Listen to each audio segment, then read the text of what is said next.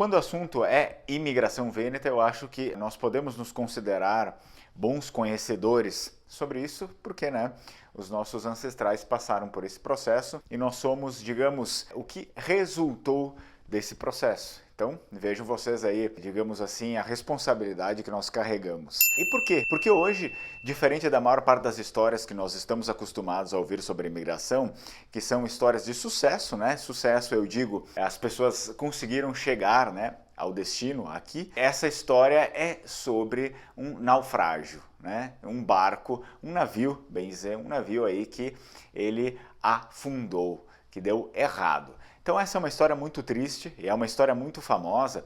Obviamente, hoje em dia muitas pessoas não conhecem, mas no contexto imigratório, principalmente o contexto imigratório aí recente europeu para o Brasil, é uma história aí muito famosa, muito conhecida. É por isso que eu resolvi trazê-la para vocês, porque afinal tiveram muitos desses acidentes aí ao decorrer desse processo imigratório e muitas pessoas ficaram para trás. Mas antes que eu comece a falar sobre isso, eu peço para que vocês curtam esse vídeo, que vocês compartilhem também esse vídeo com as pessoas que têm interesse nisso e que ajudem a fazer com que o canal cresça um pouco mais, Porque assim a gente consegue também levar um pouco mais de conhecimento para as demais pessoas que se interessam por isso, visto que nós, num contexto geral, principalmente aqui no Brasil, nós somos carentes, quanto à história, quanto à língua vêneta, digamos, como esse canal é voltado para os vênetos, a gente tem uma carência muito enorme. Eu posso falar sobre o meu contexto, que é um contexto de cultura, língua vêneta, e eu percebo que temos uma carência muito, muito grande. Então compartilhem o vídeo, curtam o vídeo, deem essa ajuda para o canal, que ao mesmo tempo que vocês estão ajudando o canal, estão me ajudando, estão se ajudando a vocês mesmos, porque eu compartilho o conhecimento com vocês, vocês podem compartilhar o conhecimento com outras pessoas e a gente vai formando uma rede aí muito melhor do que ficar, cada um para o lado e ninguém fala nada e ninguém interage. Isso realmente seria o fim tanto da nossa cultura quanto da nossa língua. Bom, pessoal, então, como eu falei aí para vocês, esse contexto da imigração, a gente entende sobre isso, porque nossos ancestrais passaram por isso, mas obviamente que lá no Vêneto eles também sabem bastante sobre isso, porque a maior parte das pessoas saíram de lá do Vêneto. Quando eu estava morando lá, eu conversei com muita gente e as pessoas sempre me pediam, quando descobriam, tu é do Brasil, eu tive um parente que migrou para lá, ou eu tenho ainda hoje um parente que eu tenho contato, que eu faço contato com ele lá. Então, praticamente assim, 95%, 96% das pessoas que eu falei lá no tempo que eu fiquei, e assim, não só com amigos, mas também pessoas estranhas, pessoas, vai lá na lancheria, come alguma coisa, conversa com um atendente, conversa com a pessoa que está ali trabalhando, e a maior parte dessas pessoas sabiam de um parente delas que migrou para o Brasil. Então, isso não é aquela coisa, eu acho que muitas pessoas, assim, aqui pelo menos, já passaram por isso. Vocês imigraram para cá e hoje ninguém nem mais sabe, ninguém mais conhece, ninguém mais sabe nada sobre imigração. Bom, aí a gente precisa, digamos, colocar os pingos nos is. Obviamente, se for a Roma, é um contexto diferente, Os imigrantes que vieram para cá não eram romanos. Então, provavelmente aquelas pessoas ali, se souberem, é por conta de uma história geral, que se sabe que saíram muitos imigrantes, até hoje ainda saem da Itália e vão para outros lugares, e principalmente naquele contexto lá em 1860 em diante, enfim, muitos foram para a América Latina, principalmente o Brasil, mas é perfeitamente natural que em lugares onde não se teve essa imigração, aí as pessoas isso não faz parte do contexto histórico dessas pessoas. Mas sim, quando nós viajamos e conversamos com pessoas que vivem na região do Vêneto ou região do Trento, enfim, essas regiões aí, de onde saíram os nossos imigrantes, não é raro encontrar as pessoas que sabem de algum parente que viajou, que conhecem a história da imigração local, principalmente para o Brasil e para a Argentina. Portanto, como esse vídeo aqui ele é diferente, ele não vai contar sobre uma chegada, mas sim quanto ao triste fim no meio do mar, eu apresento para vocês então um naufrágio do navio chamado Sírio. O nome dele era Sírio, porém, um navio construído aí, tinha sido construído na Escócia, em Glasgow.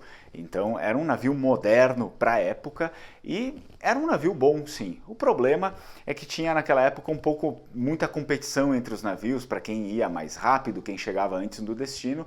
Então uma série de erros acabaram acontecendo aí, uma série de digamos, irresponsabilidades também, né, por parte de quem guiava esse navio. Assim sendo, esse navio aí ele parte lá do porto de Gênova, que era um porto muito famoso aí na época, que muitos navios, uma boa parte dos navios que vieram aqui para o Brasil partiram do porto de Gênova. Em 1906, o navio sírio, então, ele sai lá do porto de Gênova em 1906 e apenas 2 dias depois acontece essa tragédia aí do naufrágio. Então, para vocês terem uma ideia, o navio sírio, ele transportava 1.700 passageiros nesse fatídico dia da tragédia.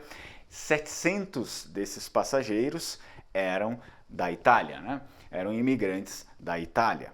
Ah, ok, nossa, então quer dizer que não eram todos de lá. Não, não eram todos de lá, né? A gente sempre tem a impressão que era um navio cheio de pessoas que vieram da Itália, mas não é, pessoal. Sim, um grande número que vinha da Itália, a maior parte das pessoas que estavam ali eram da região norte da Itália, óbvio, tinha algumas pessoas do sul, então, que paravam, por exemplo, em São Paulo, que a gente sabe que tem uma imigração muito grande lá, né, de pessoas que vieram do sul da Itália, e muitas pessoas do norte da Itália, ou que também, né, iam para essa parte colonial aí de São Paulo que tem, né, com a questão do café, e grande parte vinha para cá, para o Rio Grande do Sul, enfim, depois, né, Rio Grande do Sul, Santa Catarina, o sul do Brasil, para trabalhar, então, como camponeses, como sempre foram, né, as pessoas do norte, né.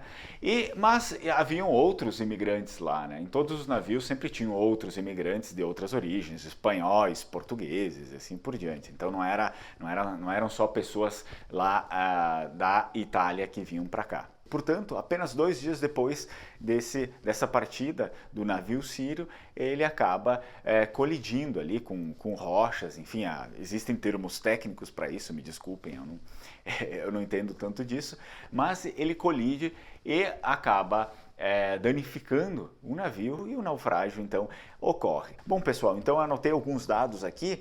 Nessa viagem, nessa tragédia, foram 300 mortos, né? 300 pessoas mortas e mais 200 pessoas desaparecidas, que não se sabe, né, se morreram, enfim, obviamente morreram, mas constaram como pessoas desaparecidas, né? Então nós temos 500 pessoas que, né, desapareceram nessa viagem aí. Essa tragédia, ela acontece lá na costa da Espanha, né? Eles nem chegam, né, aqui próximo à América Latina. Isso acontece ainda na costa da Espanha 2 dias depois. Inclusive, sempre foi uma tradição, né, dos nossos avós, aí, dos vênetos, enfim, deles rezarem principalmente pela alma daqueles que não conseguiram fazer a travessia, ou seja, daqueles que ficaram no mar. Tem até um ditado muito famoso, um ditado tradicional, que ele, obviamente, provavelmente ele foi dito em várias línguas históricas da Itália, porque naquele tempo eles imigravam, eles não sabiam falar o italiano, né? O italiano não era assim tão difundido ainda na Itália. E eu digo para vocês em Vêneto, né, essa frase aqui: se não te semia para que pregar, prega para quei que já em mar. Então isso meio que, né, conta bastante, né, sobre esse período aí trágico, um período triste, mas enfim, a gente tem que levar, digamos, com muito orgulho essa história, porque na realidade eram desbravadores, né? Pessoas que tiveram essa coragem. A gente vê, né, muitas séries aí de vikings, de celtas e tudo mais. Eu acho que isso também fica um pouco aí no sangue, né, europeu, também no nosso sangue vêneto, essa vontade de sobreviver, né? Essa vontade de dar o melhor para o seu povo e de desbravar novos lugares. Então fica uma lição também para nós, né? A responsabilidade que a gente tem em levar isso para frente e honrar, né, essas pessoas com os nossos atos, com quem nós somos e, óbvio, né, se aprofundando cada vez mais na nossa cultura e aprendendo a nossa língua, que é o vêneto, né? Então, pessoal, por favor, curtam aí o vídeo, compartilhem se vocês gostaram, ok? Comentem, vocês podem fazer alguns comentários, aí até é melhor, né? Eu prefiro que as pessoas comentem, porque tendo uma participação a gente consegue ranquear melhor esses vídeos aí no YouTube para que outras pessoas mais consigam assisti-los. Eu vou deixar aí para vocês então uma música sobre esse episódio aí. Não fui eu que criei ela, óbvio, o arranjo é outro, o arranjo fui eu que fiz, mas a letra é uma letra aí que já tem alguns anos, né? Então é uma letra, digamos, tradicional. Eu deixo vocês com a música porque a música traduz bastante sobre a história, sobre os fatos, melhor do que eu, né? Contando para vocês. Eu deixo a letra em vêneto também e se alguém tiver alguma dúvida, alguma coisa, por favor, me escreva, ok? È stato un piacere un'altra volta da tirar su questo video e vi ringrazio che si qua a guardare il contenuto e beh, ciao ciao, grazie.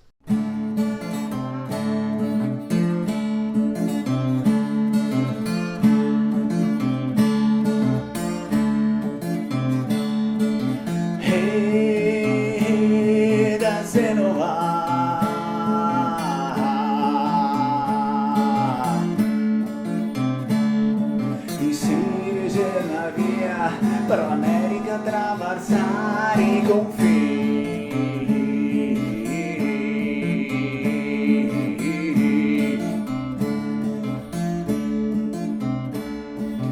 E a bordo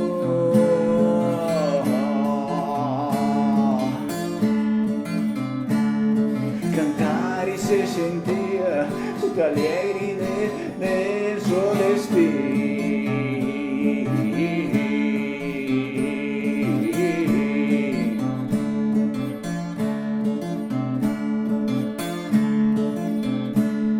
El Gaurta, el Sirio,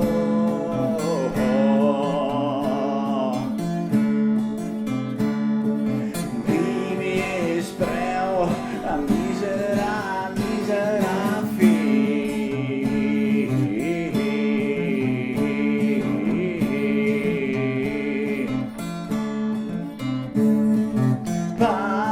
Pare mare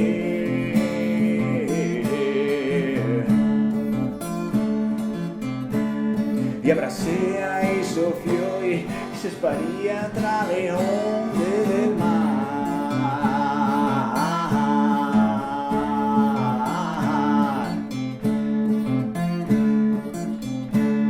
E tra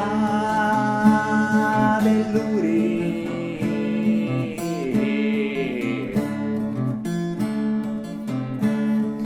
vesco che c'era per dargli a su benedizione.